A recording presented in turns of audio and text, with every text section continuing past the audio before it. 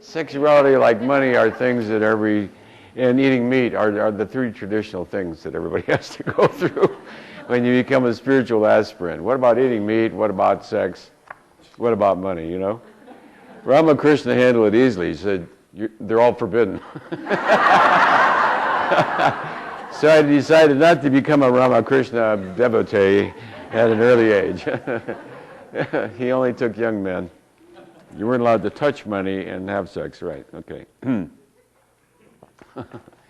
Sex like money, we're talking about attachments. To be run by something, to be run by desires. So sex and money are no different than any other thing. Desiring this attachment is the same. To what you're attached is really irrelevant. Whether it's sex or money doesn't really make any difference.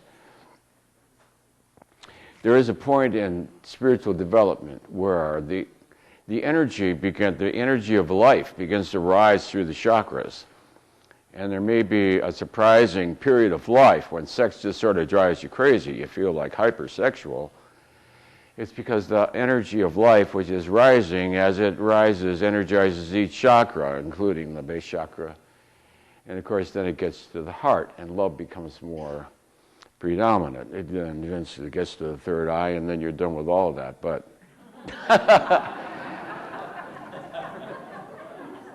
it's that you're not run by it. We see you sneaking in late.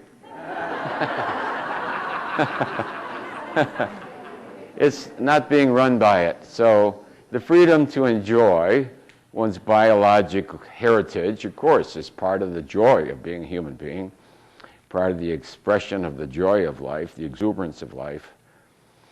And to not be entrapped by it, that's all. The same with money. You can have money or not have money, it's all the same. It's really all the same. Whether you have lots of it or you don't have any of it, it's all the same. You can be very, very rich on Monday, leave it all on Tuesday, and life is really not different at all. You're driving down the highway and enjoying life, and there's the birds and the bees, and nothing's changed. Not a thing has changed. So it's the attachment to it, the being run by it. It's okay to have it, it's okay to not have it. Somebody asked about sexuality at the sage. At that point, one has just transcended it. You can either have it or not have it. That's like money or sex is it's great when you have it, and it's great when you don't have it. If you've got a wonderful dinner cooked for dinner tonight, it's fantastic. And if you have peanut butter sandwiches, it's all the same. You know what I mean? So the enjoyment of life comes out of the joy of one's existence from every moment, not from anything that's out there. There's nothing out there that can give you joy. The only thing something out there can do is satisfy, the desiringness is blocking the experience of joy. So when you satisfy that, what happens is that which is blocking the experience of your own inner self is removed. Now you feel the radiance of your own inner self coming forth as joy and happiness.